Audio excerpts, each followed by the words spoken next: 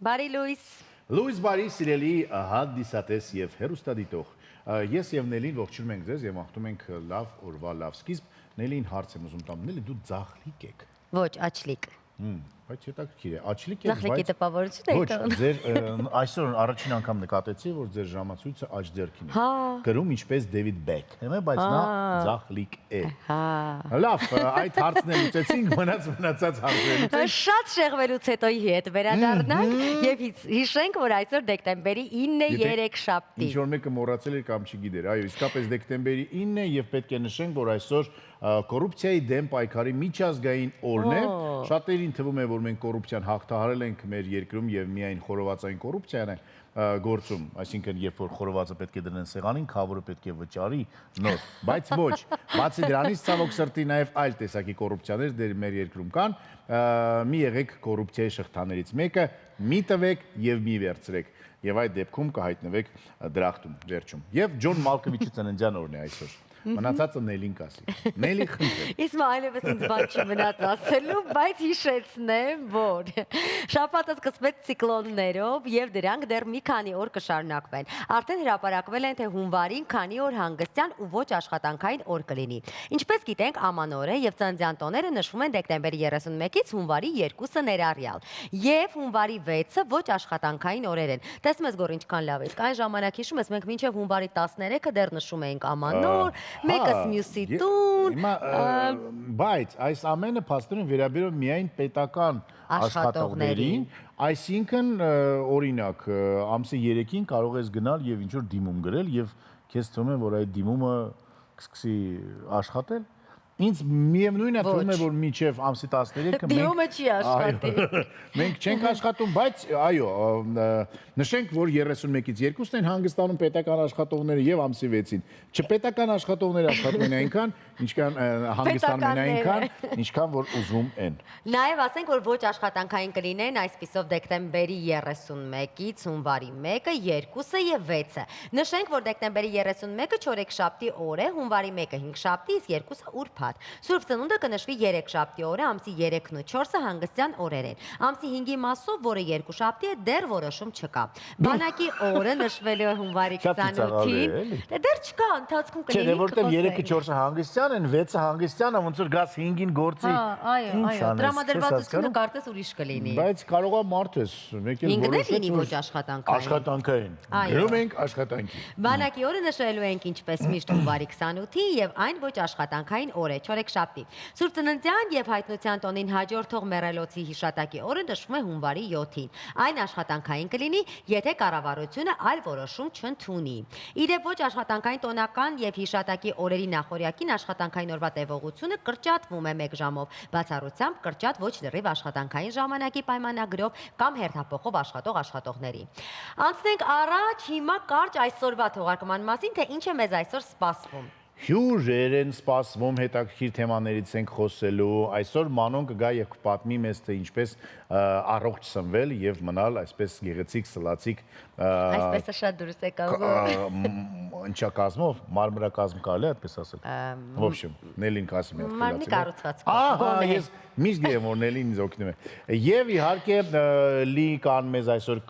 զարմացնի, կշշմացնի, որովհետեւ շատ համեղ դեսերտներով։ Շատ համով տեսակ եւ այսօր նա կաշխատի այսպես բարակ խմորների հետ, որը կոչվում է ֆիլո խմոր։ Կորտեսել ես մեր ետևում ինչա կատարվում։ Ինչա կատարվում։ Ինչ գեղեցիկ ամեն ինչ։ Սևանն է։ Սևանն է, այո։ Բայց ձյուն գալու է թե ոչ, այս հարցը մնում է դեռ ակտուալ։ Անչեմ ասում այդպես, որտեվ հստակ անցյալ շաբաթ ասենք, որ ձյուն չի գալու եւ հստակ անցյալ շաբաթ ասենք, որ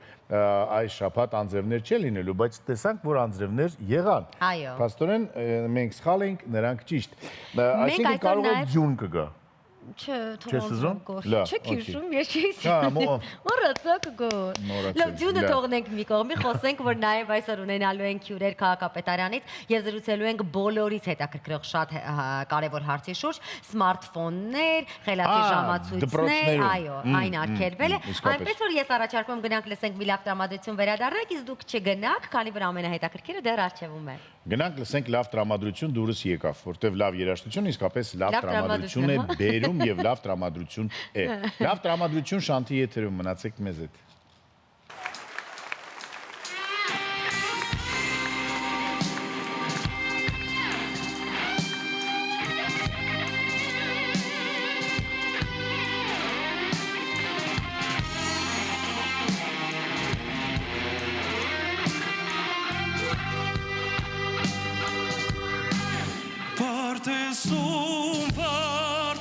բացված կսպասես օղակին առանց օղակ թարամած կարոտ են պասակին առանց օղակ թարամած կարոտ են պասակին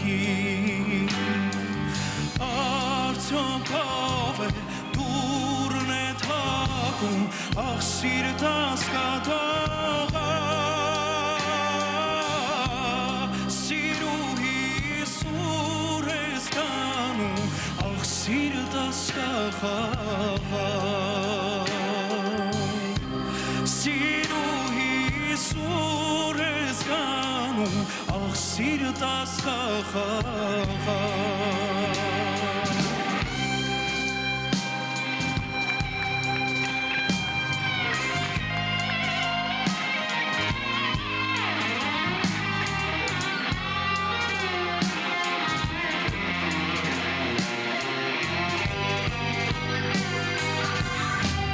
Գետակի ալիքները կանում են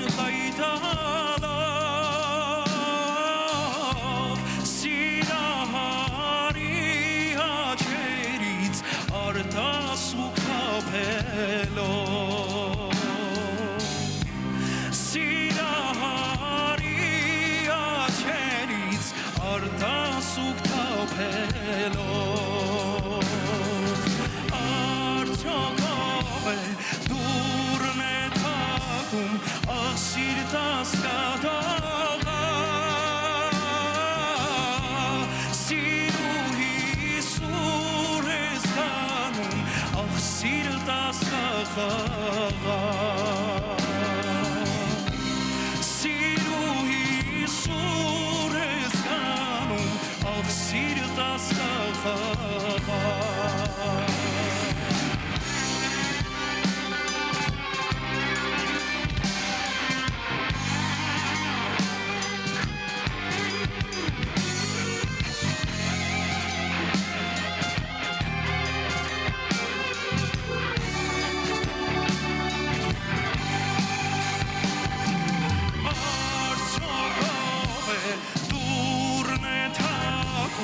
Աղ սիրտաս կատողա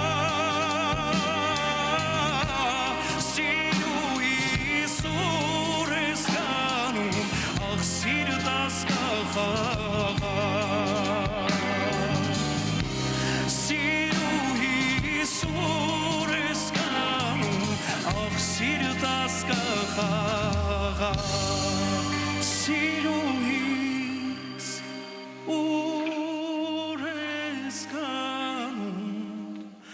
Աղ սիրտաս կխաղա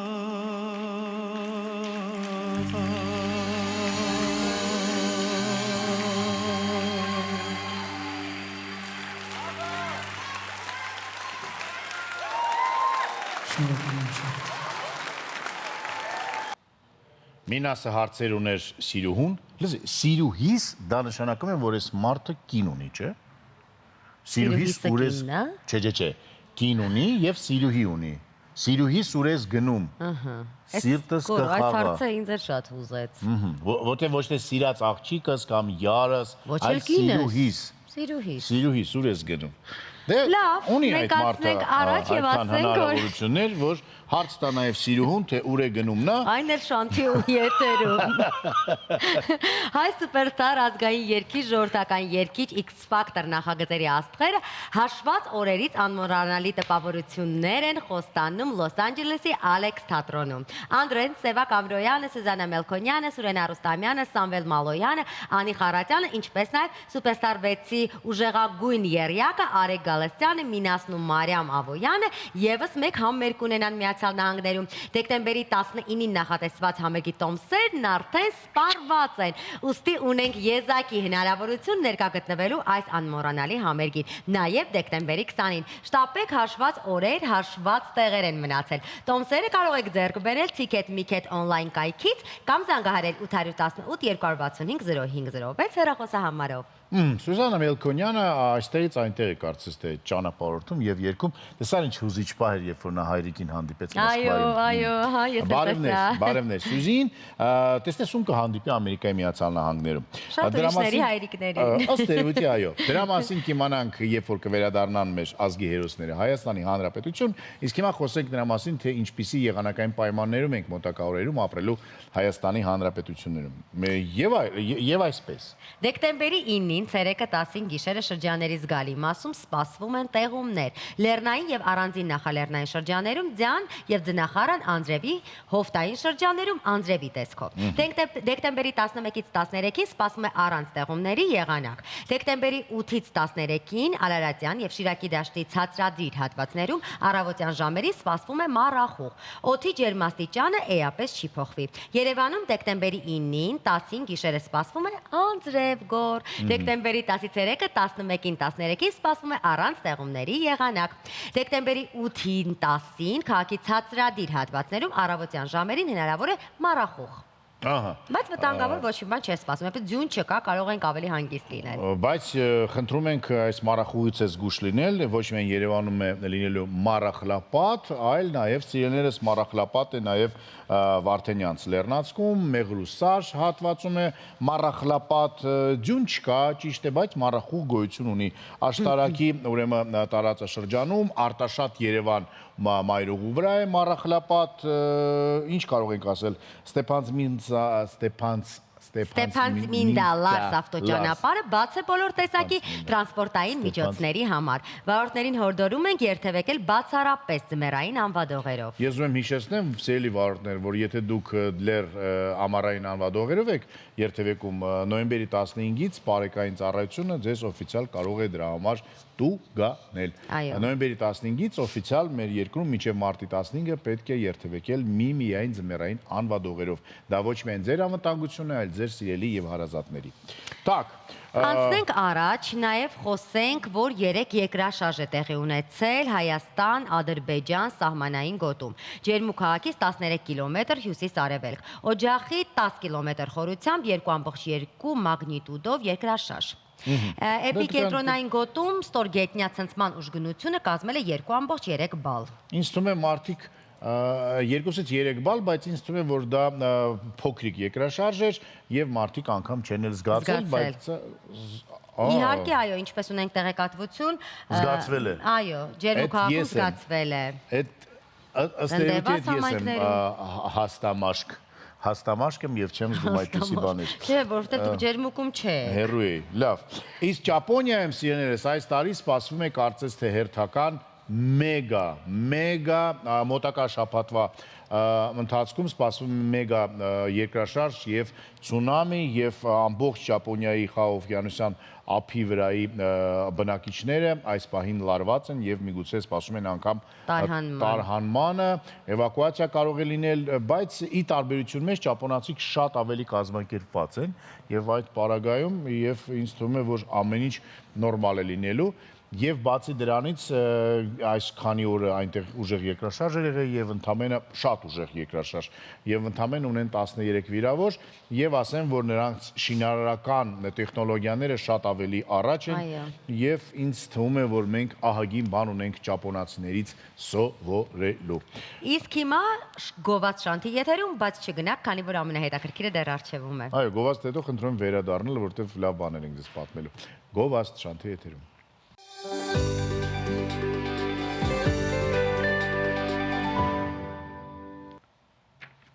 Մենք վերադարձանք եւ շարունակենք մեր եթերը։ Ինչ իրավիճակ է այսօր հայաստանյան անշարժ գույքի շուկայում, գները աճում են թե նվազում, որտեղ են ամենաթանկ ու ամենաէժան տները։ Ինչպես ստացվեց, որ անշարժ գույքի վաճառքը ամենապահանջված բովանդակությունը դարձավ on-line տիրույթում։ Մեր տաղավարում են Գարիկ Դանիելյանը, Stay-in կազմակերպության հիմնադիրն ու տնօրենը, Կենտրոն անշարժ գույքի գործակալության համահիմնադիրը, Անի Սարգսյանը, Edge ամբասադորը եւ Reel-երի ստեղծման համահեղինակը։ Բարի առավոտ։ Ողջույն։ Բարև ձեզ։ Հետաքրքիր դարաշրջանում ենք ապրում, երբ որ անշարժ գույքը վաճառում են սոցցանցերում եւ կարծես թե դա վաճառվում է եւ դուք այն հայտնի մարդիկ եք, որոնք որ ընդհանուր ասում եք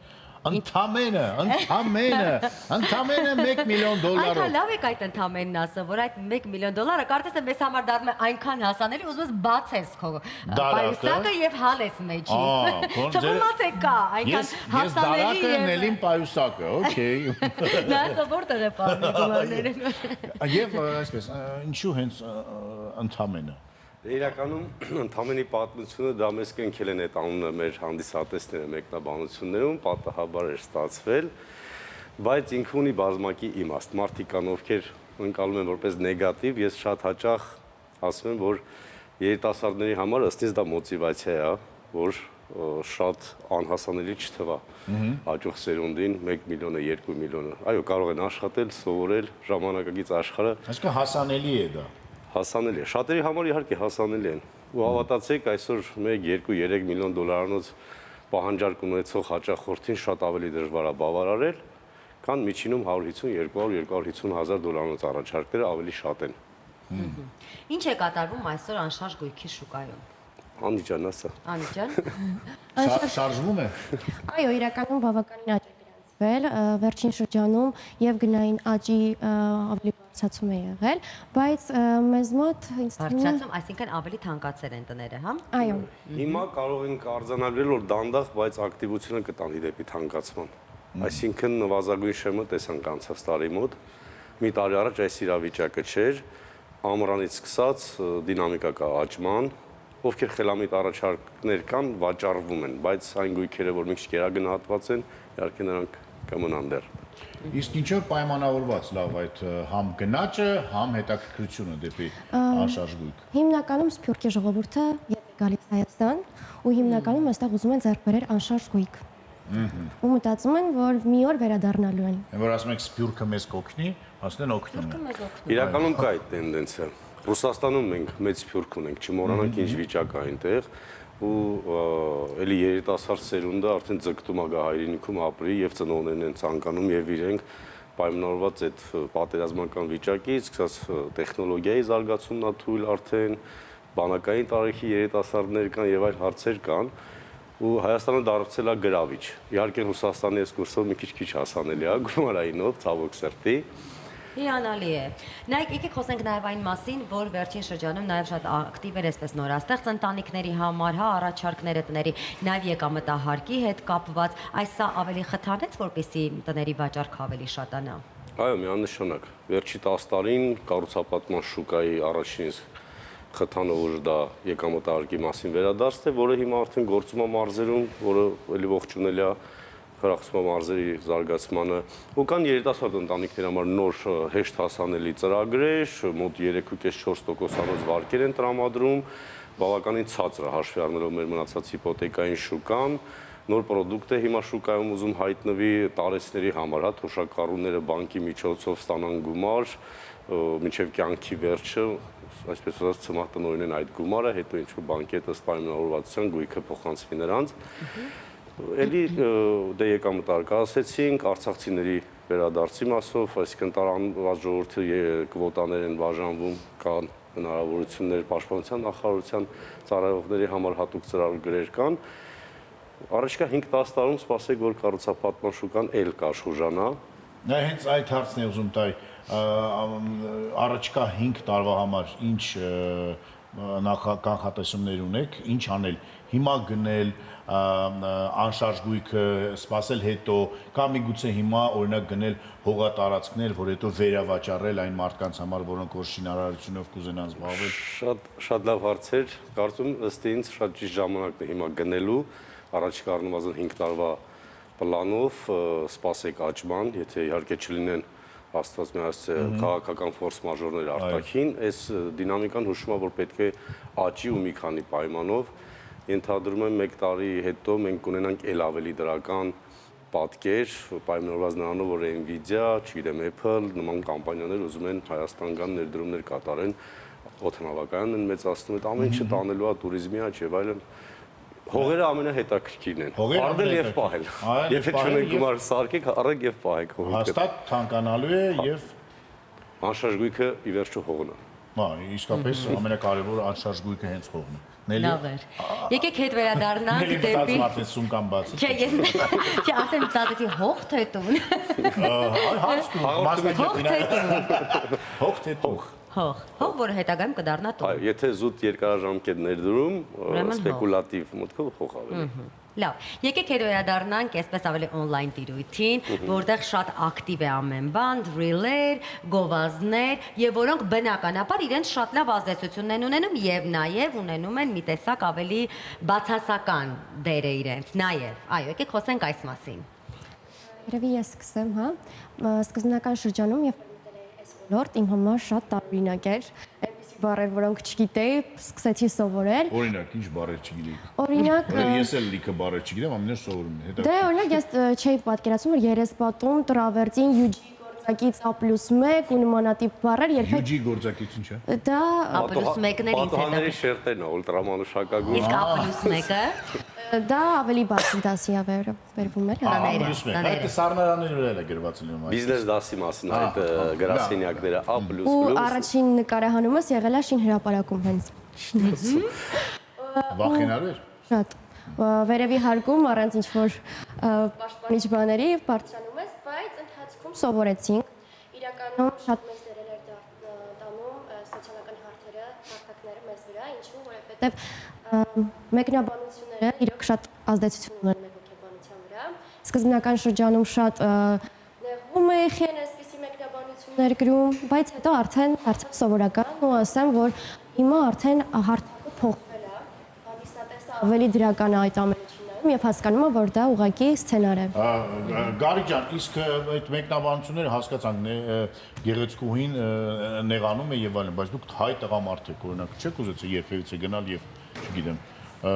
ինչ որ մեկին ինչ որ բան ասեմ, ինչի՞ է այդպեսի ապուշ բան կա։ Ոչ, դա սխալ ստրատեգիա է։ Եթե մարդ համարձակվել է, պետք է մտածի մտնի մեդիա տիրույթ, պետք է հաշվի առնի, որ լինելու են այդ հեյթերները, ցավոք սրտի մեր հեյթերներն էլ ֆիրմա չեն, անորակ են մի քիչ, բայց ես էլ էքսպրեսինգս հաղթարել եմ շատ դժվարությամբ ու հիմա չունեմ։ Լավ, իսկ ինձ հետաքրքիր է այդ գաղափարը, չէ՞ որ անշարժ գույքի վաճառը այդպես ինչ որ նու կարծրատիպ կար համենայն դեպս որ դա սոլիդ ինչ որ պետք է հիմնարկություն լինի, որտեղ որ պետք է բրոկերներ նստած լինեն եւ այլն, օֆիս, բան։ Իսկ հիմա դուք փաստորեն վաճառում եք եւ վերավաճառում եք միայն ու միայն կամ նաեւ ավելի շատ հենց սոցցանցերի օգնությամբ։ Եվ դուք առաջիններից եք եղել այս ոլորտում Հայաստանում։ Այդ գաղափարը ձեզ որտեղից դուք եք եղինակը թե տեսակ որ Ամերիկայի Միացյալ Նահանգներն է այդպես վաճառում, ես չգիտեմ։ Այո, հիմա համաշխարհային տենդենցիան մասնագետները ասում են, որ սոցիալական հարթակը օֆիս պետք չի։ Անցելա, չէ, օֆիս պետք է, ոչ բոլորին, այդքան անհատ գործակալներ, որոնց եւ խիստ անհրաժեշտ չի, եթե մեծա բիզնեսը նոր պետք է։ Բայց սոցիալական հարթակները գերազանցում են իրենց արդյունավետությամբ սայթերին, հա, կայքերին, մեծ գումարներ են ներդրված, այդ Google-ներ, պայսկավիկներ։ Մյուս էտապը գալու է փոխարինման շատ արագ ինտեգրվում է արհեստական բանականությունը։ Ինչ կդառնա չգիտենք, բայց ես օրինակ ուշի-ուշով հետևում եմ այդ տենդենցիային։ Անկամ մեր համար փորձում ենք ավատարներ ստանալ, դեռ չի ստացվում։ Օգտվելով արդից ասեմ, եթե կան մասնագետներ։ Միշտ Հայաստանում կան մասնագետներ եւ կարող եք Վստահ կան։ այո, մեր օգնությամբ, մեր տոկոսներն է մեզ կտակ, մենք կուղորթենք արդեն դեպի պայծառապագան։ Խոսենք մի թեմայի շուրջ, կարծես թե վերջերս այսպես մի խոսակցություն կա, որ realtor-ներն էլ պետք է պարտադիր, հա? Այսինքն կրթական ճիշտ ուղղություն ունենան, խոսենք նաև այս մասին։ Սա լավ է, որովհետև միևնույն է, այսպես կմաղվի մի փոքր, հա, շուկան, չէ՞, կարծում եմ դուք համամիտ եք այդ մոտքի հետ։ Մոդելը դա է, որովհետև այսօր որևիցե բարիեր չկա, ցանկացած մեկը կարող է ինքնուս դառնալ, կարող է դիմել գործակալություն, հա, բայց լիցենզավորումը կտանի մի քիչ կմաղվի, որակի ստանդարտներ չափանիշներ կոլերեն։ Ռիելտորական կրթությունը ո՞րն է ներողություն, դա ինչ է։ Կրթություն չունենք մենք որպես այդպեսին Հայաստանում, որ ասենք բուհական, բայց լինեն ինչ որ չափանիշներ, մենք պետք է գնանք ատեստացիայի պես, ոնց ասա բոլորս, հանձնենք, ստանանք լիցենզիա ու վերջում պետք է լիցենզիայի համար դե մարդը գոնե մինիմալ պետք է տարբերի, չգիտեմ, որոշ նախագծեր, քաղաքաշինությունից հասկանա, մինիմալ գիտելիք ունենա, ինչ բան է։ Ես ծանոթ չեմ, հարցաշարը դեռ չկա, բայց միտքը ողջունել է։ Այս վերջերս մենք բախվում ենք խաբեբայության, այսինքն բազմաթիվ դեպքեր կան, մարդիկ գնում են բնակարանը, հետո բարձում է բնակարանը այլ տեր ունի արդեն կամ փաստաթղթեր չունի եւ այլն, Դավիթ Հաշենում կան 5-6 շենքեր, որոնք որ այդ խնդիրների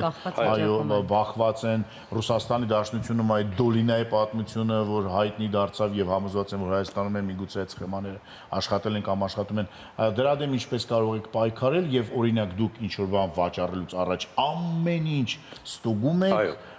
վստահելի, անվստահելի բրոկեր ինչպես գտնել եւ ոնց հասկանանք վստահելի այդ բրոկերը թե ոչ։ Տեսեք, Կամ հետո ինքը օրինակ ինչ որ մեղքի զգացմունք ֆինանսական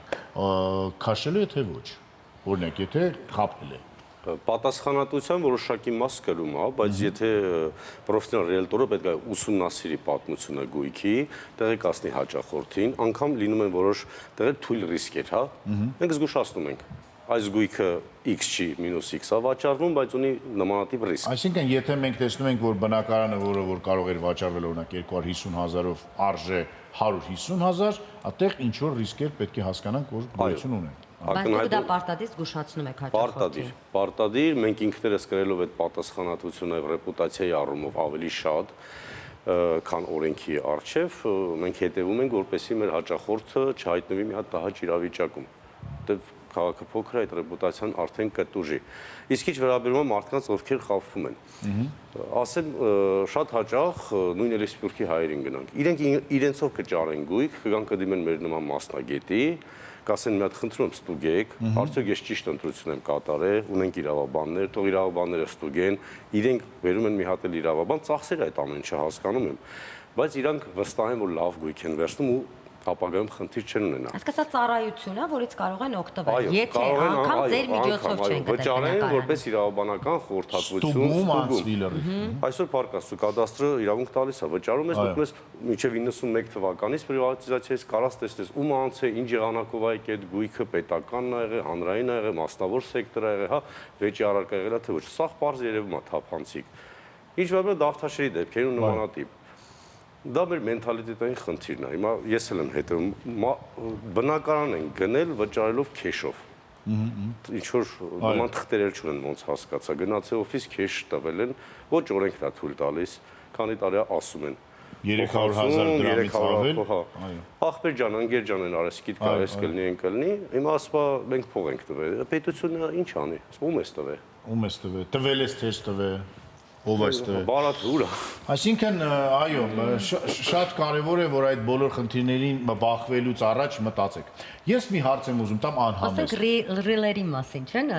Մի հատ ես հարց տամ անհամեստ, հետո դու համեստ։ հետո ես համեստ։ Այո, բոլորս գիտենք, չէ՞, սովորաբար մարդիկ, որոնք որ ասում են, ինչպես դառնալ միլիոնատեր, տենց լեկցիաներ են կարդում, բայց իրենք միլիոնատեր չեն։ Դուք որտեղ եք բնակվում եւ ինչ արդի ձեր բնակարանները։ Նոր եք գնա այդ բնակարանը, թե դեռ ճանապարհին եք։ Շատ հարցեր գորեք, ինձ էլ դուր եկավ անհամեստների ցուցակից։ Ես բնակվում եմ Մասիվում։ Ես ծնվել եմ Մասիվում, ես ինչ չեմ պատկերացնում այլ տեղում։ Մենք ունենք մի քանի անշարժ գույք հենց Մասիվում, որը տրվում է վարձակալությամբ եւ որից ունենք եկամուտ։ Սա пассив եկամուտների հաշվի է, չէ՞ համարվում։ Պապիկներից, տատիկներից է եկել, դուք եք գնել։ Ծնողներից։ Ծնողներից։ Եվ շուտով նախատեսում եմ, որ ես ինքս կգնամ։ Իշլավա խելացի ծնող ունենալը։ Դուք ինչ կասեք այ։ Ես խելացի ծնողի շնորհիվ հայտնվել եմ 95 թվականից Երևանում, կենտրոնում, ապրել եմ միջորս կենտրոնում, վերջի 1.5 ամիսը տեղափոխվել եմ Ավան, վերանորոգում եմ townhouse-ս, որոշել եմ դառնամ ավանցի։ Ահա։ Քանի որ կենտրոնը մոտը կեղտոտ է, աղմուկը շատ է, խցանումներ եւ դա լրիվ ու երևի տարիքային բանվել է պայմանավորված։ Նայ։ Խոսենք նաև ռիլերի։ Սա ռիլերը իրենք այսպիսի մի շատ գեղեցիկ ստանդարտ ունեցող փոքրիկ տեսահոլովակներ են, որոնք որ միշտ աշխատում են, եթե իրենց կարողանաս ճիշտ աշխատացնել։ Նելին խոշոր մասնագետ է միջոցով ռիլերի։ Որն է նաև ձեր այս կարևոր գաղտնիքը։ Ճիշտ ժամանակահատվածը օգտագործել, բառապապակցությունները, բայց միևնույն ժամանակ երևա որոշակի տան նկարներ կամ վիդեոներ, որոնք մարդկանց էլ ավելի կողքեվորեն, հա, ինչպես է ստանդարտները այսպես ձեզ համար կարևորում ռիլերի։ Ամենակարևոր բանը դա անկեղծությունն է։ Հանդիսատեսը դա գնահատում է։ Երբ որ փորձում ես կեղծ էմոցիա ցույց տալ, հանդիսատեսը դա չի գնահատում ու միանգամից թերթում առիլը։ Մենք շեշտը դրել ենք էմոցիաների վրա, անկեղծության վրա ու հիմնականում ոչ միայն բնակարանն ենք ցույց տալիս, այլև ինչ-որ հումորային ժանր ենք մտցնում մեր ռիլերում, որ մարդկանց հետաքրքիր լինի։ Անկամ այն մարդը, ով հետաքրքրված չի գույք գնելով, նայում ասում է, «Ոյ, օրինակ մատչելի է կամ ինձ հետաքրքրեց, արժի մտածել, գնել»։ Օրինակ, երբ աղջիկներին ենք տեսնում ռելում, կարծես թե սա սովորական երևույթ էր, հա, ինչ որ մի բան գովազդելու համար, չէ՞ գոր։ Չգիտես ինչու, բայց ավելի էսպես ճիշտ է աշխատում կամ ավելի լավ, բայց մենք նաև սովորեցինք ձեզ տեսնել ռիլերում եւ շատ ավելի էսպես կոնկրետ, բայց շատ էսպես կիրթ նախադասություններ, որոնք միանգամից էսպես քեզ թույլ են տալիս search տալ ու հասկանալ, թե որտեղ է այս տունը գտնվում։ Դուք ինչպես գտիք նկարահանվել ռիլերում։ Իրականում միտքը ծագել է դեռ 17-18 թվականից։ Ես երիտասարդներ կամ փորձել էի իրանց միջոցով անել, չստացվեց, ինչ որ ես էի զբաղված ու կոവിഡ്ը շատ լավ դադար էր, առիթ էր, որ ինչ որ պաուզա առնես, մի նոր բան մտածելու։ Ինքնառիլվելու։ Հա։ Ու այդ կոവിഡ്ից հետո դες 21 թվականից սկսած ոնց որ մտքիս կար, ժամանակ արդեն հայտնվեց ազատ, ասի մի նոր բան անեն, գնալով դե իհարկե ավելի ակտիվացավ այդ ռիլերի տեխնոլոգիան։ Էլի ամաչելով մի բան ամփորձությամբ, սկիզբը դժվար էր, բայց ոգևորեցին այն մարդիկ, որ դու անում էիր ու արդյունք էլ չկար, չէիր էլ ակնկալում, Գարիկ ջան ապրես տեսել եմ, շատ ոգևորում է, ու մոտիվացիա տալի, ոնց որ սկսեցի տենց գնալ։ Եվս մեկ անհամեստ հարց, որն է եղել ամենաթանկ բնակարանը կամ տունը, որը վաճառել եք, չնայած այնքան է անհամեստ չի, հիմա իմիջիալոց փաստորեն ամեն ինչ շատ ավելի թափանցիկ է դարձել, չէ՞, որ դուք եթե ասում եք, որ բնակարանը կամ տուն արժե $2 միլիոն, պետությունը կամ համապատասխան օրգանները ամեն ինչ տեսնում են եւ մարմինները օրգանները եւ ամեն ինչ խաբել դժվար է։ Որն է ամենաթանկ բնակարանը կամ անշարժ գույքը, որ վաճառել եք իսկապես։ Ես մի բան ասեմ, Գարիկը արդեն ասի որն է եղել։ Շատ դեպքերում մտածում եմ, որ գինը մենք ենք որոշում։ Ջը, բարձա որ դուք չեք որոշում։ Մենք չենք որոշում։ Սխալ տպավորություն։ Մեզ են մեղադրում, Հա, դուք տանտերն եք, դուք եք գինը որոշում, մենք ուղղակի ձեզ խորհուրդ ենք տալիս օրինակ կարելի ավելի մատչելի, բայց հիմնականում չեն լսում դա։ Արդեն Գարիկը կասի որն է մեր ամենաթանկը։ Դե վերջի գործարքներից պոպուլար տարածքներից են Վահագնին թաղամասը, $1.5 միլիոն, $1.250,000։ Վաճառում է այդպիսի։ Հայաստանի Հանրապետության համար սա թանկ չէ։ Նել ինձ մի հարցրու։ Իրականում հավատացեք ավելի թանկ գույքեր կան, որոնք չարժեն այդ գինը։ Վահագնիում ինձ թվում է հաստատ արժի, որտեղ համ մակերեսը, համ անվտանգությունը, մաքրությունը։ Դուք արդեն տուն եք վաճառում։ Դուք բոլորն ասում են Հայաստանի համար թանկ է։ Իսկ Հայաստանի համար մեկ գավաթ սուրճը 2500 դրամ թանկ չէ։ Իհարկե թանկ է։ Իտալիայում 5 եվրո է։ Այո, այդ խոսակցությունը Իսկ շատ եթե բարի ստոյկայի մոտ է կանում 1 եվրո, 1 եվրո եթե կապրած Բոլորը այդպես խանութում են մոտենում են, ասում դե որ ծխախոտը 1500 դրամ լինի, բնակարանն էլ $1.5 միլիոն կլինի։ Ինձ թվում է, որ ավելի լավ է չսխեք, այլ բնակարան առնեք, դա համել առողջության համար է ավելի լավ եւ ձեր ապագա սերունդների։ Շատ շնորհակալություն ձեզ, նորանոր հաջողություններ։ Շատ վաճառքներ, թանկ տներ բնակարաններ եւ թող մեր ազգը այնքան գումար ունենա, որ այդ գումարները ճիշտ ծախսի եւ ճիշտ ներդրումներ ունի, ընդամենը միլիոներով գնի իր ապագայի ամենալավագույն։ Եվ այդ դեպքում ես կբացեմ իմ պայուսակը, իսկ դուք կբացեք ձեր դարակը։ Շեշտենք որքանով թանկանա անշարժ գույքը, դա ի բարօրություն մեր ժողովրդի է լինելու։ Եվ դա վերջերս մեկը քիչ բոլորը տիրապետում են ինչ-որ գույքի։ Եթե տենդենսը շարունակական է, ուրեմն երկրում վիճակը լավանում է։ Եթե ամեն ինչ չէ, անշարժ գույքը թանկանում է։ Շնորհակալություն։ Գովա շանթիեթերում մենք էլ մի քիչ գնանք մտածենք ինչ տուն ենք գնելու։ Գումար աշխատենք տուն գնելու համար։ Մնացեք մեզ հետ։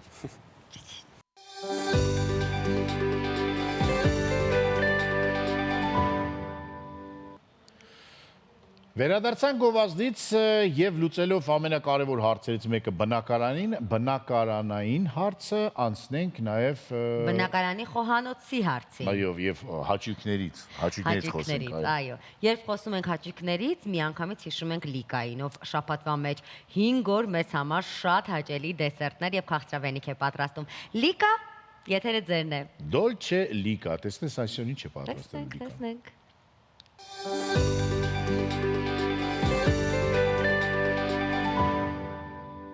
Մի շատ հետաքրքիր չգիտեմ ինչ էր։ Տեսա եւ բաղադրատոմսը չկար։ Հիմա ես փորձում եմ կրկնօրինակել առանց բաղադրատոմս, բայց եթե չստացվի, եթե միևնույն է գնալու է։ Եվ այսպես մի տուփ ֆիլո պատրաստի խմորը կտրատում ենք քառակուսիկներով։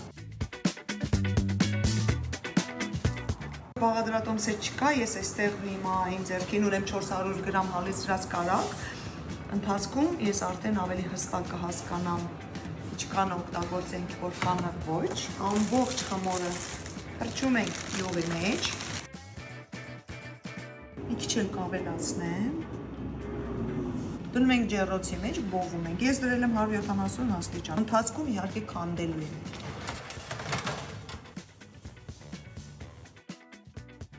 Կարավազը, ալյուրը, օսլան, գաղտնիք, աղ և վանիլ։ Ձու։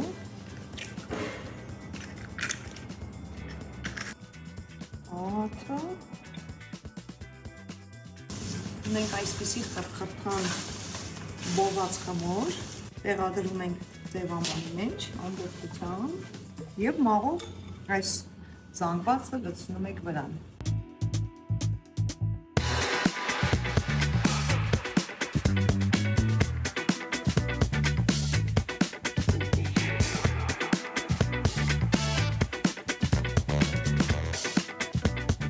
Այս տարբերակը շքեղը, համը աննկարագրելի է, բայց ես ձեզ խոստանում եմ անել ավելի հետաքրքիր, ավելի ճոխացնել համերը և դուք կարող եք տեսնել Շանթի եթերով քաղցր շաբաթ հաղորդումով։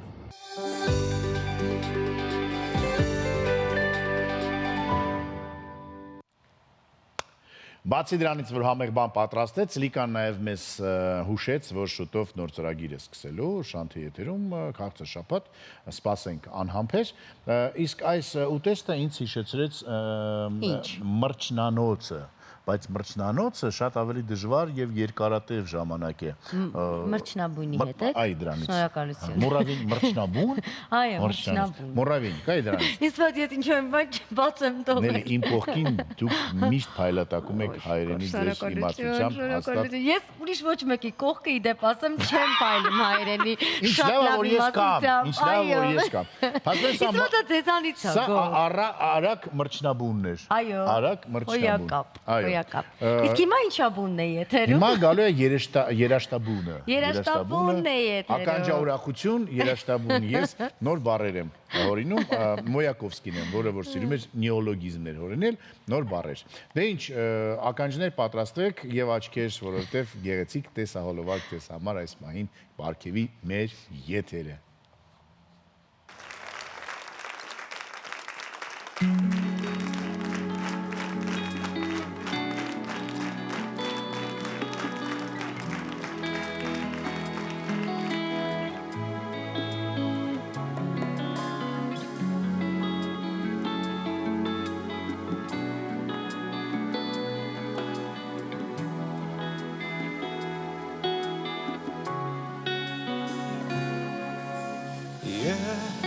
Իմ հոգու մեջ կա հանգիստ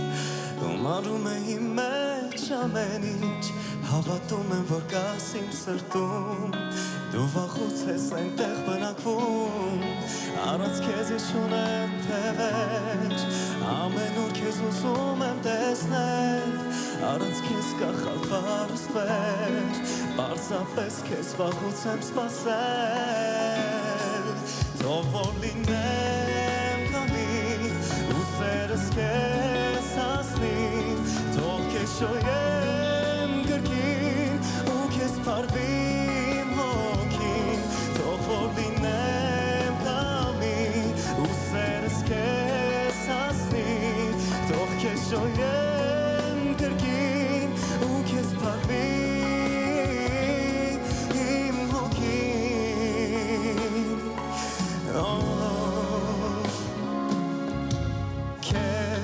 Ես պասում եմ վերադարձիր Կարոտում եմ քոչել նայվածքին Իմ մտքում ես ամեն վարկյան Եվ չկաս իմ խոհել են անձայն Աչկերում իմ գրված է սեր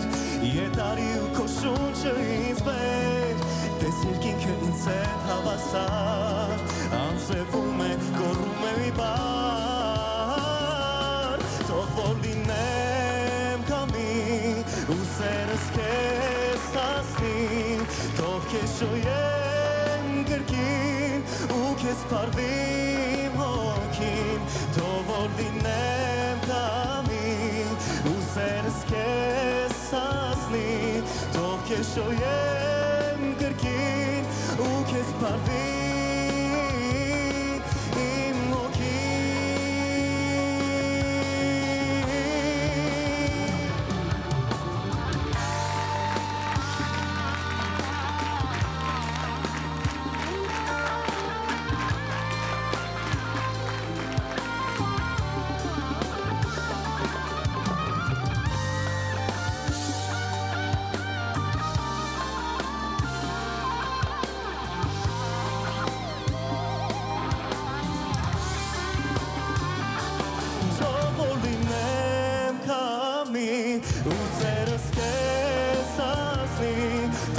Շոյեմ գրկին ու քեզ պարվի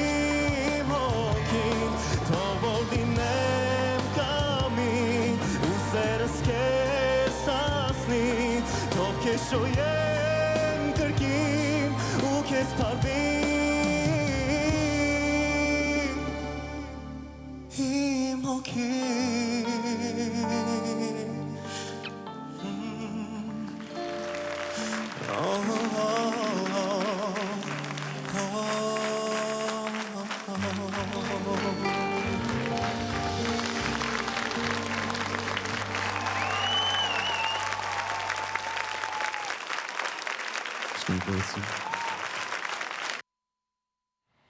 Մենք վերադարձանք եւ շարունակենք մեր եթերը։ Վերջին տեղեկություններին համաձայն Երևանի 143 դպրոցում արդեն սահմանափակվել է խելացի սարքերի օգտագործումը։ Երևանի քաղաքապետարանի ենթակայության դպրոցներում խելացի սարքավորումների, հեռախոսների ժամացույցների, պլանշետների սահմանափակման միասնական մոտեցման ներդրման ծրագրի շրջանակում արդեն հաստատվել են համապատասխան կարգավորումները։ 8 դպրոցում մշակվել է փաստաթուղթ, որը կներկայացվի դպրոցների կառավարման խորհուրդների հաստատմանը առաջիկա նիստերի շրջանակում։ Մեր զրուցակիցն է Երևան քաղաքապետարանի հանրակրթության վարչության պետ Մարգարիտ Խաչատրյանը։ Բարի առավոտ։ Բարև ձեզ։ Շատ ակտուալ հարց է իրականում, որովհետև բոլորս կարծես թե փորձում ենք պայքարել այդ խելացի սարքավորումների հետ, որոնք որ մեր երեխաների ձեռքերում դարձնում են ոչ թե նրանց ավելի խելացի, այլ կարծես թե այլ ուղղությամբ են տանում, հիմա դպրոցները կարծես թե այդ պայքարը սկսել են եւ ինչ հաշվով եք պարտվում կամ հաղթում։ Իրականում ուզում եմ ասել, որ պայքարել ու ընդգծելու ծայրահեղ մոտեցում պետք չի ցուցաբերել իհարկե, որովհետև ժամանակակից կրթության ու ժամանակակից տեխնոլոգիաների միջև չեն կարող լինել խզումներ, բնականաբար առավել հաղորդակից լինելու առցանց տիրույթում առկա տեղեկատվությանը, բնականաբար պետք են այդ սարքավորումները։ Խոսքը գնում է անհարկի եւ չափից ավել դրանց օգտագործման մասին եւ բնականաբար նաեւ այն տարիքային խմբի մասին, ովքեր չեն կարող զտել օգտակար եւ վտանգավոր տեղեկատվությունը, իհարկե նաեւ կոչ ծնողներին դպրոցից դուրս տանը եւս հետևել, որպեսզի վստահ լինենք, որ վտանգավոր նյութեր չեն դիտում, չեն կարդում եւ եթե նույնիսկ անվտանգ եւ նույնիսկ ուսումնառության նպատակով են կիրառվում սարքավորումները, ապա դրանք չափից ավել ժամանակ չխլեն երեխայից, ինչը բնականաբար ազդում է բացասաբար ֆիզիկական, հոգեկան, մտավոր առողջության վրա։ Ինչ վերաբերում է, թե ինչ փուլում ենք հիմա, այո դուք ճիշտ նշեցիք, որ դպրոցների գրեթե բոլորում արդեն ներքին կարգապահական կանոններում ամրագրված է դրույթը պայմանավորվածությունը այն մասին, որ ուսումնառության ընթացքում պետք է սահմանափակվեն խելացի սարքավորումների օգտագործումը, մասնավորաբար հիմնականում դրանք հեռախոսներն են, բայց դա չի նշանակում, որ տոտալ արգելված է, նորից եմ ասում, հաշվի առնելով ժամանակակից մեթոդաբանությունը մանկավարժական, երբեմն անհրաժեշտ է, երբեմն առավել արդյունավետ է, հենց խելացի սարքավորումների միջոցով որևէ տեսանյութ դիտել, ինչպես բոլորս QR գիտենք, դասադիրքերում բացել։ QR կոդերը բացել, կամ ինչ-որ հետազոտություն անել, կամ արագ ինչ-որ տեղեկատվություն փնտրել, բայց դա պետք է արվի ուսուցչի վերահսկողությամբ, ուսուցչի ուղղորդմամբ եւ խիստ սահմանափակ։ Հիմա ես հասարակ պարզ օրինակ եմ փորձում բերել, եթե հեռախոսը աշակերտի ձեռից ֆիզիկապես չի վերցվել եւ նա իր մոտ է եւ նա պետք է ըստ երևույթի հասկանա, որ QR կոդ օգտագործելուց կարող է օգտագործել հեռախոսը, իսկ խաղեր դասի ժամանակ չի կարող խաղալ։ Դուք նկարագրում եք իդեալական տարբերակ, ես հույս ունեմ, որ որևէ Բայց այդպիսի կետում իդեալական կհասնենք տարբերակ դրան։ գույություն չունի։ Հիմա մենք ունենք դառը իրականություն, շարունակեմ հարցս։ Երբ որ 12-րդ դասարանի տղաները, որոնք որ արդեն բավականին մեծ հասուն տղամարդիկ են, 18 տարեկանով, մորուքներով նստած են եւ խաղ են, բլոտ են խաղում դասի ժամանակ եւ փխրուն գեղեցիկ աղջինակ է իրենց արջև կանգնած, որը որ 3 ժամ առաջ ավարտել է բուհը 22 տարեկան։ Եվ նա չի կարում վերցնել այդ հեռախոսը այդ տղայի ձեռից։ Ինչ պետք է անի։ Ձեր նկարագրած իրավիճակը իհարկե հնարավոր է, բայց այստեղ մի նրբություն կա, որ կոնկրետ ես եւ քաղաքապետարանի մեր վարչությունը չի բախվում այդ խնդրին, որովհետեւ ավագ դպրոցները Երևանի քաղաքապետարանի ենթակայությամբ չեն գործում։ Ձեր գործը հեշտացել է։ Մեր գործը բավականին հեշտ է այդ առումով։ Մենք աշխատում ենք որոշակի տարիքային խմբի։ Մինչև 9-րդ դասարան ունենք 12 միջնակարգ դպրոցներ, որտեղ սովորում են նաև ավագ դասարանի սովորողները, բայց դրանց թիվը փոքր է եւ հաշվի առնելով նաև միջնակարգ դպրոցների առանձնահատկությունը, այդ խնդրին մենք չենք բախվում։ Իսկ դե բան չկա, ներողություն եմ խնդրում, որ ընդհատում եմ, կոգնիտիվ դիսոնանս չի առաջանում մարդկանց մոտ։ Ինչ է նշանակում, եթե քաղաքապետարանը, այսինքն միջնակարգ դպրոցները ոչ ավագ, ուրեմն այդ օրենքը գործում է, իսկ ավագ դպրոցների մեջի ժողովուրդը ինչ ուզում եք, թող ԿԳՄՍ-ն նախարարությանը։ Այո, իսկ իրենց մոտ չկա այդպես օրենք, չի գործում։ Տեսեք, խոսքը նախ շատ կարևոր է ընդգծել, որ օրենքի մասին չի, որևէ օրենքում փոփոխություն տեղի չի ունեցել։ Նույնիսկ երբ առաջին անգամ խոսվեց այս մասին, գուցե դուք էլ նկատած կլինեք, թե մեկնաբանությունների մակարդակում ինչ քննարկումներ էին գնում, նաև հանդիպել եմ շատ տասնյակ հարցադրումների, թե բա ինչու մարզերում նույն մոտեցումը չի ցուցաբերվում, նորից եմ ասում, որևէ իրավական փաստաթղթում սա ներառված չէ, ուղղակի լավ օրինակ է, որին կարող են հետևել բոլոր այն դպրոցները, նույնիսկ դպրոցները ինքնուրույն։ Ուղղակի մենք որոշեցինք ընդհանուր մոտեցումը, հուշել կարծես թե դպրոցներին, առաջարկել դպրոցներին ու բոլոր դպրոցները բնականաբար միացան այս մոտեցմանը։ Լավ,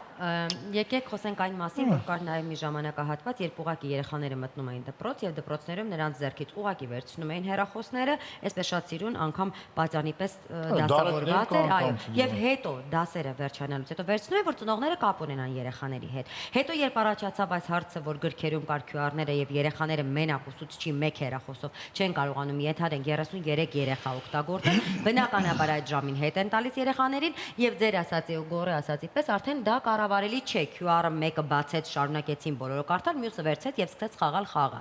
Արդյոք սա նաեւ չի տանում նրան, որ պետք է այդ էլեկտրոնային գրատախտակները բոլոր դպրոցներում պարտադիր լինեն եւ ընդհանրապես չտալ երեխաներին։ Տալ միայն վերջում, սա ավելի ճիշտ հարցի լուծում չէ։ Տեսեք, հարցի լուծում միշտ առաջանալու են իրավիճակներ, երբ միշտ ավելի լավ կարելի է կազմակերպել եւ նաեւ Երևանի առանձնահատկությունը ու Երևանի քաղաքապետարանի ենթակայության դպրոցների թիվն է մեծ եւ նաեւ սովորողների թիվն է մեծ, դասարանների թիվն է մեծ եւ իհարկե ապահովել բոլորում տեխնիկական հագեցվածություն, իհարկե գնում ենք դրան, բայց այս պահին ասել, որ լուծված է այդ խնդիրը, ոչ։ Ձեր նկարագրած իրավիճակը այսօր էլ առկա է եւ այո, դպրոց մտնելիս երեխաները հանձնում են հեռախոսները, ժամացույցները, յուրաքանչյուր դպրոց դա կազմակերպում է իր ունեցած հնարավորությունների, կարիքների կամ հարմարություններին համապատասխան։ Ավելին ասեմ, դպրոցներ ունենք, օրինակ, դպրոց ունենք, որ 9 դասարանով է գործում, դպրոց ունենք 72 դասարանով է գործում։ Բնականաբար այստեղ մոտեցումները շատ տարբեր են լինելու։ Դպրոցներ ունենք, որոնց ղեկավարները նշում են, որ հատուկ հավաքելու կարիք չկա, հասել ենք արդեն նրան, որ երեխաները գալիս են դասարանում, կարող է դասարանում սեղանի, երեխաների աչքի առաջ ձեր նկարագրած տուփիկներով հեռախոսները դրված լինեն եւ որևէ մեկը չի վերցնել։ Դպրոցներ ունենք, որ ահազանգեր ունենք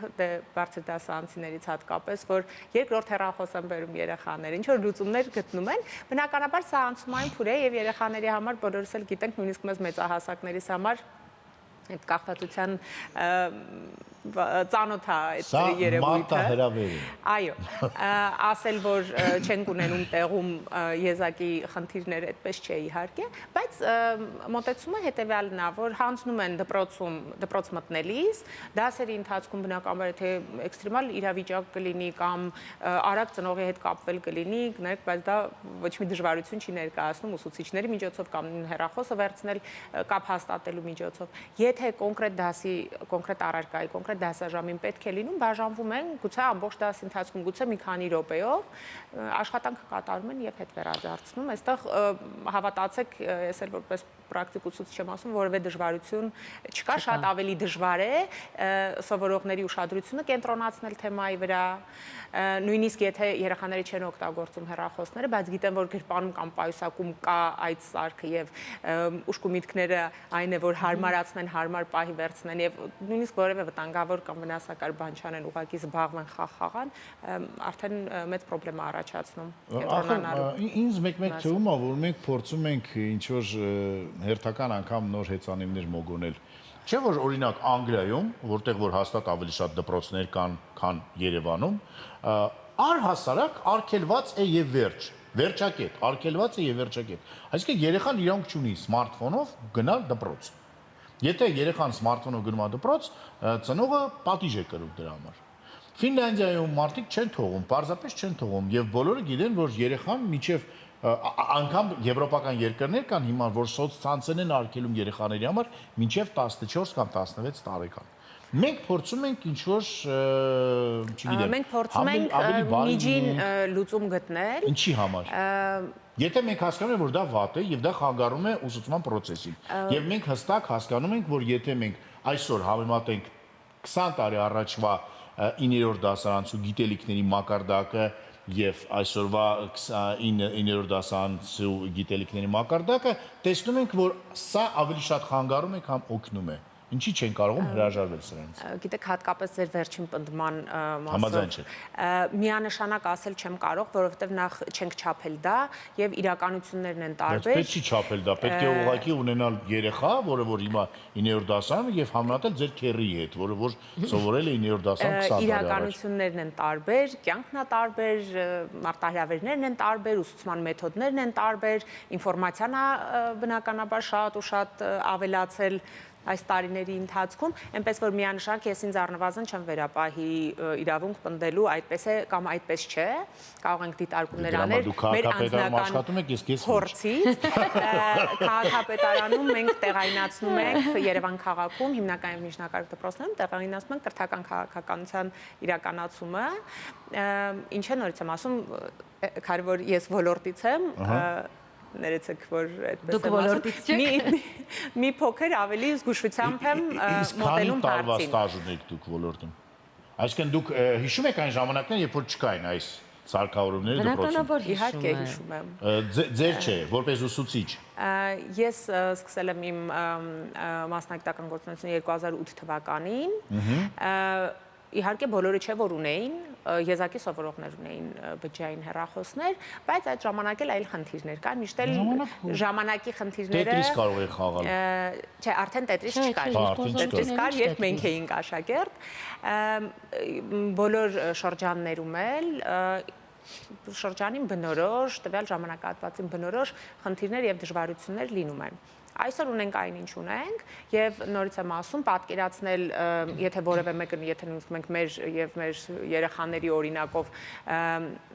նայենք, բնականաբար հասանելի չի կարող լինել ամբողջ անհրաժեշտ տեղեկատվությունը առանց էլեկտրոնային սարքավորումների, առանց համացանցի, սա վստահաբար Զարմանում ես ոնց եմ կենթանի մնացել այն մարտորից։ Լավ, գոր, եկեք մի ուսում ստացել։ շեղվենք թեմայից, նաև օքեյ։ խոսենք այն մասին, որ դպրոցներում հիմա շատ վիրուսներ են տարածված եւ կարծես թե 30 կամ 35 հոգանոց դասարաններից գրեթե 20%-ն է գալիս դպրոց։ Այս վիրուսների դեմ պայքար եւ արդյոք խոսակցություններ են գնում, որ կարող են նաև թե քաղաքապետարանի։ Չէ, սա իմ անձնական դիտարկումն է, որտեղ իմ երեխաներն էլ են դպրոց գնում։ Իսկ փակվել դպրոցների չոր խոսակցություններ, հեռավարի անցնել, ինչ պատկեր ունենք։ Ես չգիտեմ այդ տեղեկատվությունից ես որտեղից, բայց ճշգրիտ համընկնում է ունեցած երեկվա հավաքագրած մեր տվյալի հետ ճշգրիտ համընկնում է, շուրջ 20% բացակայություններ են դիտվում։ Իհարկե առաջին անգամ չէ, որ նման բացակայությունների նման ցուցանիշ ունենք, տարբեր ժամանակահատվածներում բռնկումների ժամանակ ունենում ենք ավելի վատ իրավիճակել է եղել, մենք ունենք դժվարություն մեծապես ուսուցիչների բացակայությունների հետ, այդ դեպքում շատ դժվար է կազմակերպել ուսումնառության process-ը, առանձին դեպքեր ունեցել ենք կարգի սողանցքներից օգտվելով առանձին դասարաններ եւ դպրոցներ անցել են հեռավար ուսուցման մի քանի օրով, մեկ շաբաթով։ Հնարավորություն իհարկե ընձեռում է օրենսդրությունը նաեւ արձակուրդների տեղափոխություն, եթե կոնկրետ օր բռնկում կա եւ բացակայությունների մեծ թիվ կա, կարող ենք տեղափոխել դասեր օրինակ շաբաթ օրվա, բայց ընդհանուր մոտեցում չկա, նաեւ բանավոր իհարկե դարձյալ ոչ ճշգրիտ բան եմ ասում, դնորենների հետ խոսակցության ժամանակ պարզվում է, որ գնալով նվազում են հիվանդացության դեպքերը եւ հույս ունենք, որ այս եւ մյուս շաբաթ բարեհաջող կիսամյակը կավարտենք առանց, բայց դարձյալ այդ լուծումը քաղաքապետարանի տիրույթում չէ, առողջապահության, կրթության, մշակույթի սպորտի նախարարությունների համատեղ որոշում պիտի լինի։ Շնորհակալություն։ Հարցերը շատ են, պատասխաններն էլ գոյություն ունեն, կարելի է վիճել, կարելի է չվիճել, բայց փաստը մնում է փաստ, որ մենք ունենք կոնտակտներ քաղաքապետարանի հետ եւ դա կարծես թե ամենակարևորն է։ Ես հերթական անգամ ուզում շնորհակալություն հայտնեմ իմիջայլոց քաղաքապետի տեղակալ Գրիգորյան Սուրենին, որը որ ինձ օգնեց եւ ես հիմա անվճար եմ օգտվում քաղաքական տրանսպորտից։ Ասեմ որ քաղաքային։ Այո, ես անդրադառնում չէ 4 բալիկ ունեմ, 4 բալիկ չեմ կարող։ Մարդն ինձ զանգեց եւ այդ հարցը ոչ թե լուծվեց, այլ ինձ օգնեց։ Իսկ դուք եթերում բողոքեցիք այդ մասին։ Ես ինչ որ ինտերվյուի ժամանակ եմ ասել։ Կամ եթերում, այո։ Շնորհակալություն եւս մեկ անգամ եւ եթե դուք ել ունեք 4-ից եւ ավելի բալիկներ, իմացեք որ դուք ունեք այդ արտոնությունը եւ շատ ավելի հեշտ քան ես, որովհետեւ ես 28 րոպեվա ընթացքում դա կարողացա անել, դուք շատ ավելի հեշտ կարող եք բոլորդ կազմակերպել այդ process-ները։ Շնորհակալություն ձեզ։ Հուսանք, որ մեր կրթության մասին էլ եւ շատ են մտածում, որովհետեւ դա իսկապես մեր ապագան է եւ ինչքան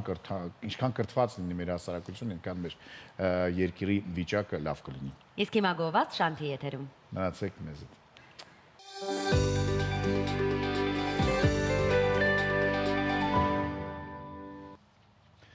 Վերադարձանք գովազդից եւ միջև հիշում եմ ասեմ, որ Դուբայում շարունակում է աշխարհի առաջնությունը բրծկամարտի եւ 3 մեր 8 մարզիկներից 6 անցել են 1 քառորդ եզրափակիչ եւ արդեն մինիմում $10,000 տղաները վաստակել են։ Իսկ եթե ավելին անցնեն, էլ ավելի շատ գումար կվաստակնեն։ Ու կգան մեզ հյուր։ Կգան մեզ հյուր, աշխարհի չեմպիոնը ստանում է $300,000 $300 Յենեք հայ լինի աշխարհի չեմպիոնը։ Եռնեք մեր տղաներից լինեն դժվար է լինելու, որովհետև թե ուզբեկ, թե ղազախ շատ ուժեղ բռնցքամարտիկ մասնակցում են եւ իմիջիալուց մերոնք հենց մեկը ուզբեկին է, պարտվել մեկը ղազախին։ Հուսանք, որ կունենանք աշխարհի չեմպիոն եւ հուսանք, որ մեր բազմոցներին նրանք նստած կլինեն եւ կպատմեն, թե ինչպես են ծախսելու այդ $300,000։ Իսկ հիմա երաժշտություն։ Իսկ օրինակ որ դուք $300,000 վաստակեք ինչ որ կերպ միանգամից։ Ընդամենը, հասկացա, ուր կլինի էլի ներդրում, իսկ հիմա երաժշտություն, որ դուք էլ մտածել, թե դուք ուր կարող եք ծախսել, ձեր գումարները ընդամենը, երաժշտություն։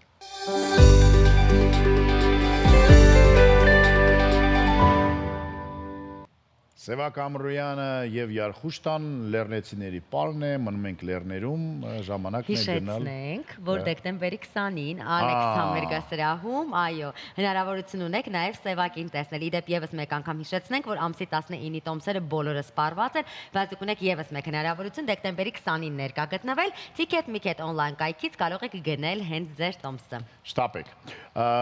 Ես ուզում եմ ասել, որ մենք հիմա գնալու ենք մի հրաշք փոքրիկ երկիր, որը շատ ինձ նմանեցնում Արցախը։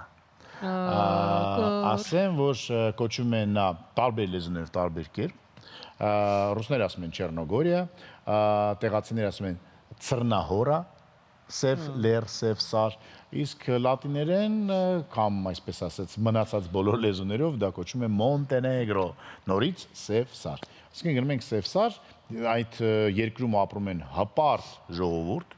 շատ կռվարար, որոնք որ թուրքերի դեմ երկար տարիների 300 տարի պայքարել են, պատկերացնում ես, եւ վերջով կարողացել են ստանալ ազատություն եւ անկախություն։ Տարոսը մեզ, ինչ ասեմ։ Գնացինք բացահայտելու մեզ համար Մոնտենեգրո եւ եթե երբևիցե այնտեղ կլինեք, հիշեք իմ ես բառերը եւ միգուցե հասկանաք, որ ես ճիշտ էի։ Գնանք։ Գնացինք։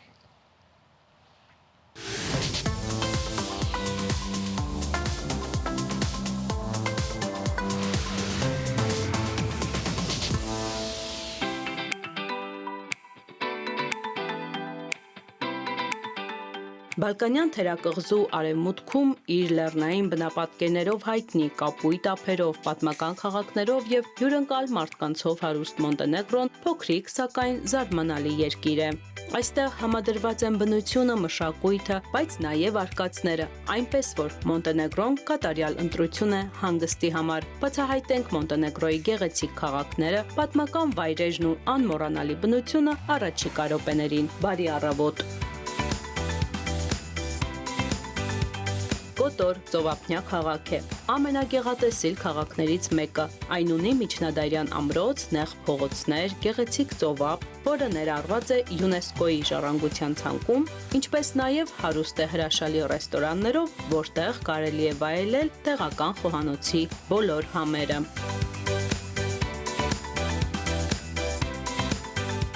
Հին եւ նոր քաղաքների հանգույցը Պոդգորիցան Մոնտենեգրոյի մայրաքաղաքն է, համարվում է երկրի վարչական եւ մշակութային կենտրոնը։ Չնայած այն բանի, որ չունի ծովափ, քաղաքը գրավում է այցելուներին իր ժամանակակից կառույցներով, ինչպես նաեւ հին քաղաքով, նրան հարակից գեղատեսիլ բնությամբ եւ Մորաչագետի տեսարաններով։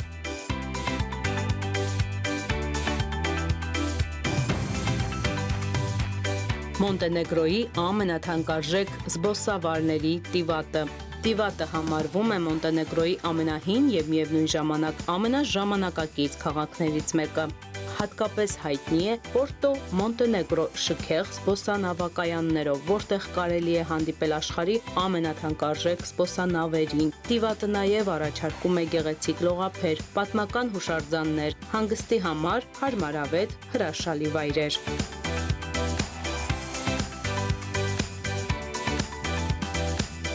Վերջապես հրաշալի Բուդվան։ Բուդվան ոչ միայն ունի ոսկե ավազով լողափեր, այլև հրաշալի հին քաղաք է միջնադարյան կառույցներով, եկեղեցիներով, թանգարաններով, իհարկե, այստեղ կյանքը աշխույժ է երեկոյան։ Քաղաքում անց են կացնում ամենատարբեր փառատոններ, որոնք լրացուցիչ գույն են հաղորդում քաղաքին։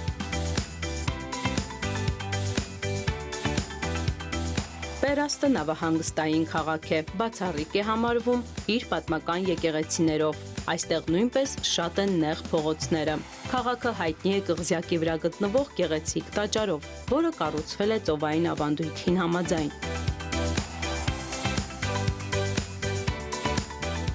Դուրմիտոր ազգային պարկ։ Բնության սիրահարների համար Դուրմիտորը լավագույն վայրերից է հանգստի համար։ Այստեղ կարելի է վայելել հիասքանչ լեռները, գեղատեսիլ լճերը, զարմանահրաշ ճոպանուղիները եւ անգամ զբաղվել էքստրեմալ սպորտով։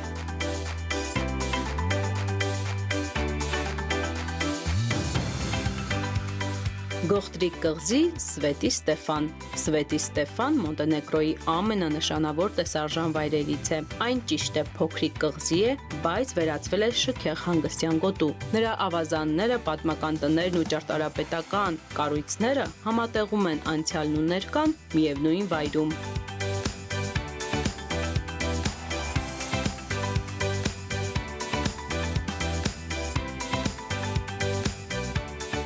Բալկանների ամենամեծ Սկադարի լիճը։ Լիճը հայտնի է իր հարուստ կենսաբազմազանությամբ, ինչպես նաև ջրաճահճային տարածքներով եւ հետաքրքիր թռչնատեսակներով։ Սա լավագույն վայրն է նավարկության, ձկնորսության եւ լուսանկարչության համար։ Պատմական ուխտագնացության վայր Օստրոգի վանքը։ Օստրոգի վանքը տեղակայված է բարձր ժայռերի մեջ, համարվում է Մոնտենեգրոյի ամենամեծ ուխտագնացության վայրերից մեկը։ Այստեղ այցելում են հազարավոր զբոսաշրջիկներ։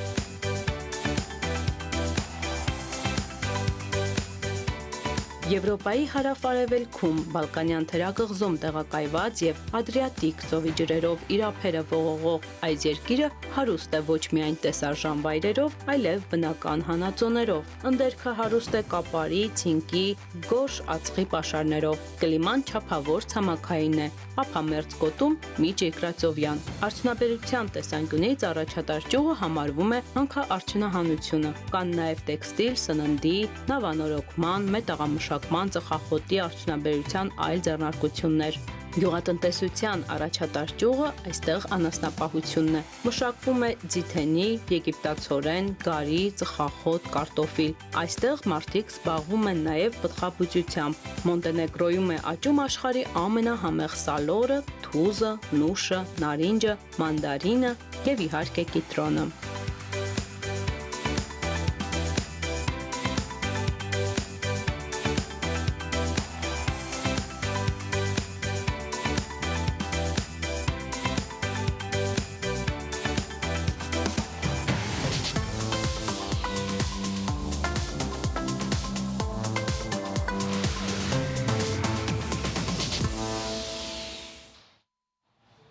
Վերադարձանք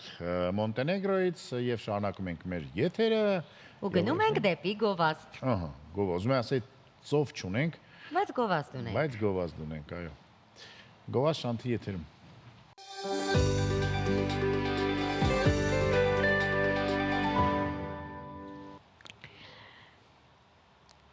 Եվ այսպես մեզ հյուր է եկել մեր շատ սիրելի Մանոն, ով ամբողջ շաբաթ աշխատում է, որպեսզի մենք ունենանք առողջ սննդակարգ, առողջ ապրելակերպ եւ վստահ եմ, որ ձեզանից շատերն արդեն իսկ հետևում են նրա բոլոր խորհուրդներին։ Շուտով, բանո, բարի լույս։ Բարյուսես։ Մանո։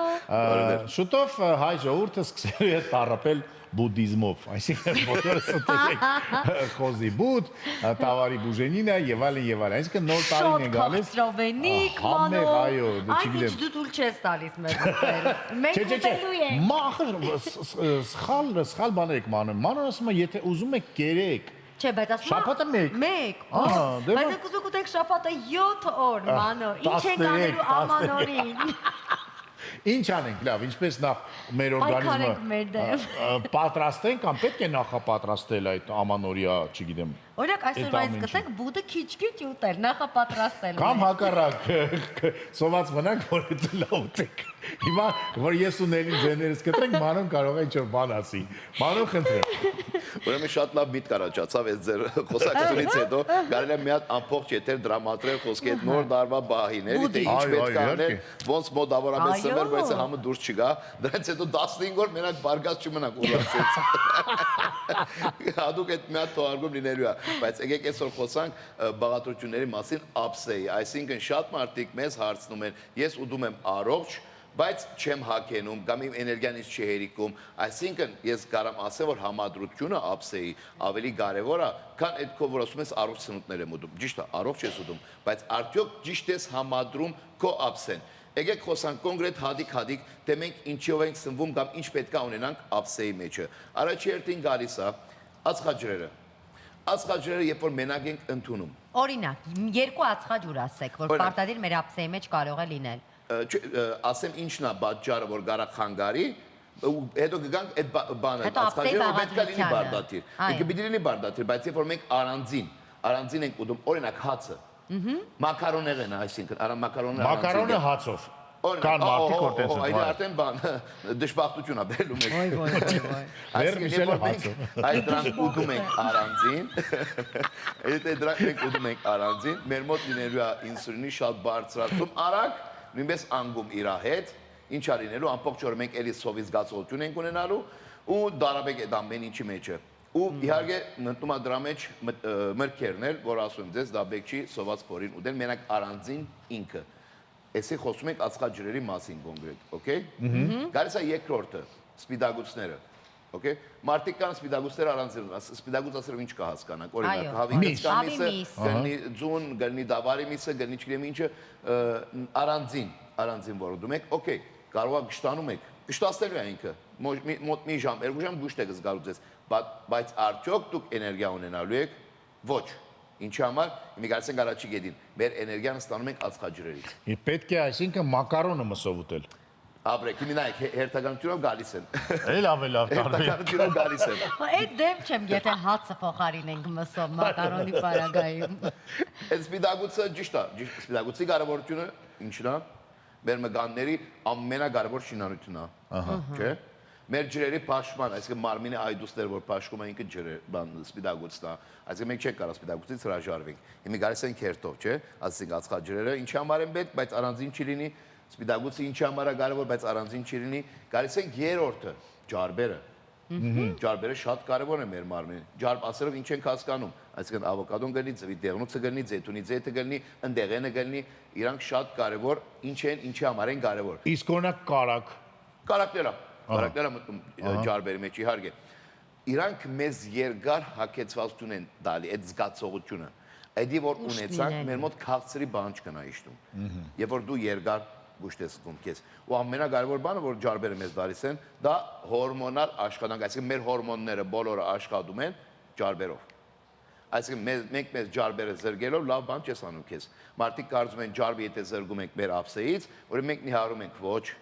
Բաղարագը դու շատ վատ բաներ ես անում քո մարմին, մի փորձի դες բան անել, ջարբ ուտելով չես չաղանում, մաքուր ջարբի մասին է խոսքը, օքեյ, այլ ոչ թե տրանս ջարբերի մասին է խոսքը։ Էդվարդ Դենսեն ասում եմ, բալավ կետո բահողները 70% իրանց սնունդի ջարբն է, ինչ համար են նիհարում ջարբով։ Կարողացանք բացատրել ձեզ։ Այսինքն հասկացանք իմի, ունենք ածխաջրերը, ինչն է մեր էներգիան է, այսինքն ավտոն առանց բենզին չես կարող, քշես, դու առանց ածխաջուր չես կարող երկար գնաս։ Գալիս է երկրորդը, մեր շինանյութը, մեր կարևոր գետը, ինչն է սպիտակուցները, որ պետք է լինի ափսեի մեջ։ Երրորդը գալիս է ջարբերը, մեր հորմոնալ ֆունկցիաների համար, կարևոր եւ երկար հագեցվածություն համար, օքեյ։ Հիմա այս բոլորը ոնց համադրենք իրար հետ։ Մենք հասկացանք, չէ՞, այս երեքի տարբերությունները ինչի մեջ են, բայց ոնց համադրենք ափսեի մեջ։ Ոնց բալանսավորենք։ Ապրես։ Եվ ինչից ինչքան։ Ահա։ Շատ լավ հարց էր, գնացինք։ Ուրեմն, բարդաթիր առաջի հերթին 30%-ը պիտի լինի սպիտակուցը։ 30%, օքեյ։ Միսի դեսագարիները կամ ձուն կամ ձուկներ կարա լինի։ Գալիս ենք հետոն 40%-ը ես կդնեի ինչը բանջարեղենը։ Բանջարեղենը քեզ հագեցնելու է, մարատերերը քեզ գուշտաբահելու ու ինքը համարյա ձրի էներգիա, որտեղ իրանց կալորիաները շատ քիչ է։ Հետո գալիս ենք ինչը ածխաջրերը։ Մակարոնեղեն։ Մենակ մակարոնը չի, գալիս ենք Ես մակարոն եմ։ ուրեմն բրինձը, հնդկածավարը, դե կարտոֆիլը իհարկե ոչ տաբագած, այդ բոլորը ածխաջրերի մեջ է մտնում։ Քինուան նույնպես։ Սրանք շատ լավ իմ ընդրած ամենասիրած ածխաջրերն են։ 30%-ը նաև գտնի մոդորից ածխաջրերը, գմնա դագը 10%-ներ ջարբերը։ Եթե քո ափսեն այս 4 օրենքով համադրեցիր, դու նաև գտնես գուշտ, երկար հագեցած, քաղցրի բանջկիտ քիչ, ինսուլինիտ մագարտակը համարյա հավասար ու ամբողջ օրը էներգիատ լի։ Իսկ քանի անգամ օրվա մեջ կարելի է սնվել այս ռեժիմով։ Ես միշտ ասում եմ նախաճաշ, ճաշ, ընթրիկ։ Իհարկե եթե չունես ուրիշ առողջական խնդիրներ, որ մենք ասում ենք սենց կամ տենց կերեք, սովորական մարդը պիտի ուտի նախաճաշը, ճաշը, ընթրիկը։ Իսկ նախաճաշի ժամանակ օրինակ ինչ բանջարեղենի մասին է խոսքը, օրինակ որ ասում եք 40% բանջարեղենի։ Նախաճաշը ինչ է, չգիտեմ, հաց կարակ ձու,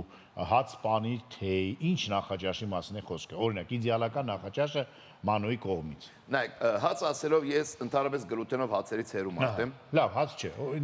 Չէ, garanք ամբողջ շագադիկից ուտել։ Ոչ մի խնդիր։ Կամ մտկածավարի հացեր, կամ մարդիկ կա դունը վարսագի պատիներով արյուրով սարկում են։ Դրանց մեջ ոչ մի խնդիր չունեմ ես։ Մի գդոր garanք վերցրեցինք, 2 հատ ձուն վերցրեցինք, օրինակ եմ ասում։ Հետը գանում են վարունգը, կանաչ բեղբեղը, պամիդորը։ Այդ բանջարեղենն էլ է, հասկացա։ Ինձ ասում բանջարեղենն ինձ թվաց կանանչի մասին եմ խոսում։ Չէ, մարոլը, մաղդանոսը շատ կարևոր բաներ են մեզ համար։ Հասկացա, այսինքն դա կարող է լինի լոլիկ, պղպեղ, վարունգ, գազար, չգիտեմ, բողք, ինչ որ ուզեք։ Հասկացա։ Մարոլը գարալինը ասում եմ։ Գալիս են երկրորդը, նույնպես ջաշին էլ, ես ամեն ջաշի հետ օգտագործում եմ, բարդաթիր, բանջարեն օգտագործում, որտեղ նաև մարսողությունը դրա լավացնում։ Լավ, Մանո, մի հատ հարց, ինչ եք դուք անում ամանորին։ Ամանորին ինչ Էլի են գնաց եկավ։ Այսինքն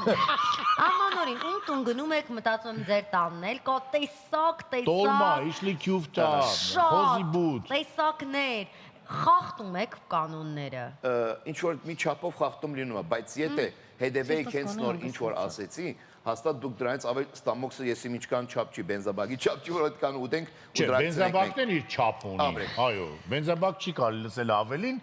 բենզին քան նրա չափն է։ Հիմա որ համադրությունը ասեցի ձեզ, եթե հիշում եք ինչպես ասեցի, սկզբից գնացինք սպիտակուցները, օրինակ եմ ասում, քո ասած խոզի բուտը։ Այո, խոզի բուտ։ Ինչքան կարաս ուտես խոզի բուտ։ Ինչքան սենց մի Ինչքան շատ, մի կիլո։ 2 կիլո կարաս ուտես։ Մեկ օրվա մեջ։ Չէ, մի անգամ։ Գիշերը նստած եք, մոտավոր 4-5 օր ուտելու համար գո։ Օրինակ, այդ գիշերը նստած եք, ամանորին սկսեցիք ուտել։ Գիշերով չի ավարտվում Մանո ամենը։ Մյուսօրն էլ է ամանոր։ Դրա համար ասեցի մի հատ Հունվարի 13-ին։ Ամանոր է, սա եւ իմ կոտոնն է։ լավն է։ Խոզի դբուդի ուրեմն պաշտպանների եւ ջատագովների այոնության անդամ նելին է։ Հիմա Մանո, ասեք, խոզի բուտ մի քիչ վերցրեցինք, հետո։ Օրինակ եմ ասում, առաջին երբ որ դու սպիտակուցը գերար, արդեն հակետվածությունը սկսվելու է։ Հետևից արդեն սկսի սալատներից Բանջարեղեն կարող ես ուտել։ Այսինքն քո այդ ուզած այդ 2-3 սալատից բեր լցրու փորձի, արդեն դու ամալիա Լոբով կշտացար։ սալատ կեր։ Օրինակ, 2-3 սալատից փորձեցի, մի հատ բրինջիկը գերար, դու արդեն կշտացած ես։ Բայց դուրս եկավ որ ածխաջրեր, սպիտակուց, ճարպեր, Բալանսություն ունեցա, Բալանսի համադրություն ունեցա, բալանսը բայեցիր։ Եվ ըստ երևույթի ամեն ընդունումից հետո պետք չի պարկել բազմոցին եւ մտածել։ Ամենակարևոր բաներից մեկը։ Պետք է շարժվել, չնայած։ Շարժվել ուրիշի տուն ուտելու համար։ Շարժվել որտեղ ուտել։ Նոր տարի առաջակը դիտել կարանի, ասենք հացը գերան գործացակ երաշտությունը միացրեք եւ բարեք։ Այո, Ուրախացեք։ Չէ։ Շարժվեցին կարևորը։ Մանո, բայց չէ որ մեզ օրգանիզմը հուշում է որ հաց տուլից հետո ուզում ես պարկես, քնես։ Պայելի можно Չէ, եթե դենց զգացողություն առաջացած ձեր մոտ, դա նշանակում է ինչ որ սխալ մի բան գերակ։ Եթե դենց զգացողություն Եթե դու չլինի։ քունը տանում ես հաց ուտելուց հետո, ուրեմն սխալ է ինչ որ Այո, կամ շատ են կերել, կամ ինչ որ մի բան շատ են կերել, ինչ որ մի դետալ։ Այսինքն սնվելուց հետո նորմալ չի, երբ որ քունը տանում ես։ Շատ սխալ է։ Դու տեսնում Ագարակ նոր ասում եմ, չէ, այս ինչա էներգիա է դալի, ես մի բան է հեսա դալի։ Այո։ Այսինքն սնվելուց հետո ավելի առույգ պետք է լինես։ Իհարկե։ Հասկացա։ Մանո, շատ շնորհակալություն։ Շնորհակալություն, Ես իսկապես։ վստահ եմ, որ մեզանից շատ-շատերը հետևում են։ Մանո, գրեթե այդ ինչ դու ասացիր, մենք ուտում ենք։ Այստեղ կարծում եմ ավելի շուտ գնում է խոսքը նրա մասին չափականակներ, հա չէ չարաշահենք ինչ որ մի բանը, պահենք կարգ ու կանոնը եւ փորձենք նաեւ քաղցր այս բարագայում բավականին քչացնել։ Եվ շատ կարևոր է նաև ես ինչպես հասկացա, օրինակ, մակարոնը չուտել հացով, բաստուրման չուտել խոզի բդով, աշխատեք, որ բալանսավորված լինի ձեր սննդամթերքը եւ ձեր ափսեն իսկապես լինի գունեզգուն եւ տարբեր համերով։ Շնորհակալություն Մանո։ Ես էլ շնորհակալ եմ։ Ճիշտ խաղացինք այսօր։ Մոտավորապես Փորձում ենք ճիշտ խաղալ։ Նելի դու ոչ այդքան ճիշտ, բայց էլի փորձում ես։ Համենայնդեպս գոնե Մանոյի մոտ ճիշտ խաղալ։ Այո, ինչպես որ ասում էր հայտնի ֆիլմի եւ վեպի հերոսը, ես գոնե փորձեցի։ Այս պահին մեզ մոտ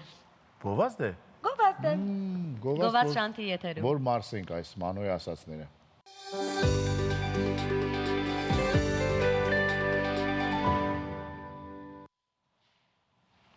Վերադարձանք գովազդից արդեն հագեցած կարծես թե, որտեղ Մանոն ինքան համով բաներ պատմեց։ Ճիշտ սնված։ Իսկ Նելին ինքան համով բաների մասին հիշեց, որ ես օրինակ սիրում եմ հաց ուտելուց հետո անպայման գիրք կարդալ։ գիրք կարդալ, այ կարևորը որ չեք ուզում քնեք։ Չէ, գիրք եմ կարդում եւ խորհուրդ եմ տալի նաեւ ձեզ։ Հաց ուտելուց հետո, հաց ուտելուց առաջ, անգամ հաց ուտելու ժամանակ։ Չնայած բժիշկները ասում են, որ հաց ուտելու ժամանակ Պետք է ոչինչ բանով չզբաղվել եւ կենտրոնանալ սնունդի վրա։ Դուբլինի գրադարանում իհարկե հաց ուտել չի կարելի, բայց Դուբլինի գրադարանում կարելի է գիրք կարդալ եւ պարզապես ապշել, թե ինչպիսին կարող են լինել գրադարանները։ Եթե հանկարծ գնաք Դուբլին, անպայման գնաք Դուբլինի գրադարան։ Իսկ հիմա որոնք մարդկանց համար, որոնք որ դեռ չգիտեն Դուբլինի գրադարանի համար, բացահայտեք ձեզ համար Դուբլինի գրադարանը։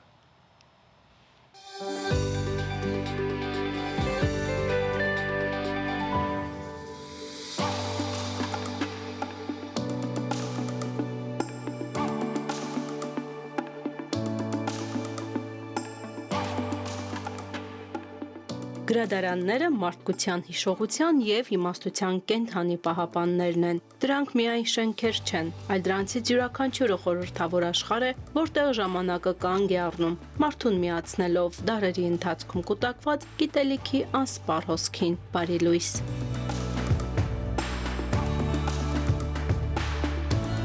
Այսօր մենք կայցելենք աշխարհի ամենահիասքանչ գրադարաններից մեկը։ Այս շարքը կսկսենք Դուբլինի Trinity College-ի երկար դահլիճից եւ կհասնենք մինչեւ Վատիկանի դարավոր մատյանները, Կոիմբրիայի ոսկե դռներից մինչեւ Վաշինգտոնի խորհրդանշական կոնգրեսի գրադարանը։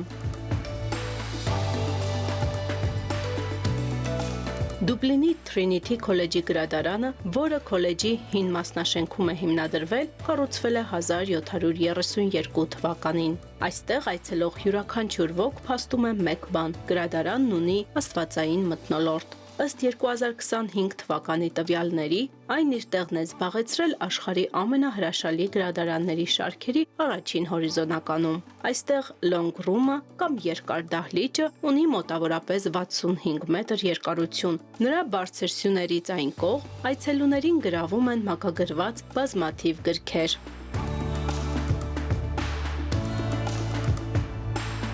Գրադարանի առավելությունը ներսում պահվող հին ձեռագրերն են, նաև հազվագյուտ գրքերի եզակի նմուշները։ Այցելուներն այստեղ կհանդիպեն հետաքրքիր եւ չկրկնվող ցուցադրությունների։ Շենքը ճարտարապետական լուծումներով եւ կոթողային նշանակությամբ իսկական սրբավայր է։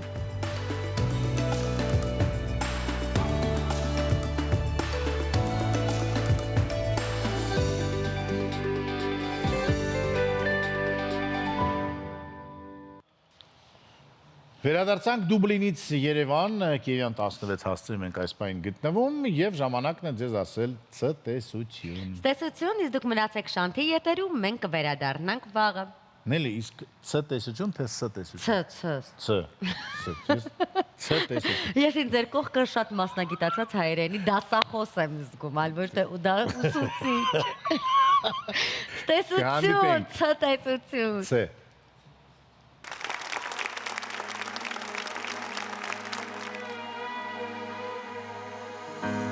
Քեզանից հետո կորցրել եմ խաղաղությունը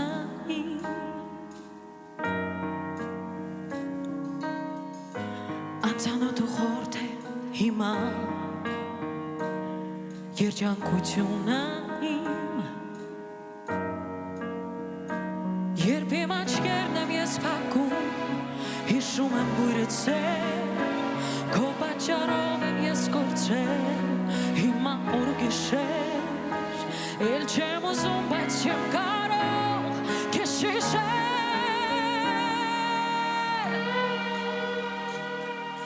Չկա մի օր, որ սիրտը իմ քեզ մոռանա Չկա մի օր, որ քեզանից այն հեռանա Ու առանց քեզ ապրում եմ ես առանց օդի Սիրտս քեզ չկարոթի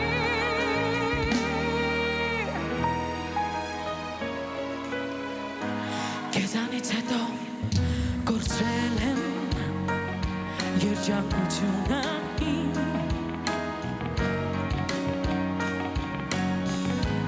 Ու հետո նորից փորձել եմ քեզ ետ բերել կարգին Հպարտություն Ողջունս որն ասես, չի ճանաչում էլ քեզ, բայց ես գիտեմ, որ սիրտը իմ, եթե խոսեր կասեր, որ չի ուզում այն առ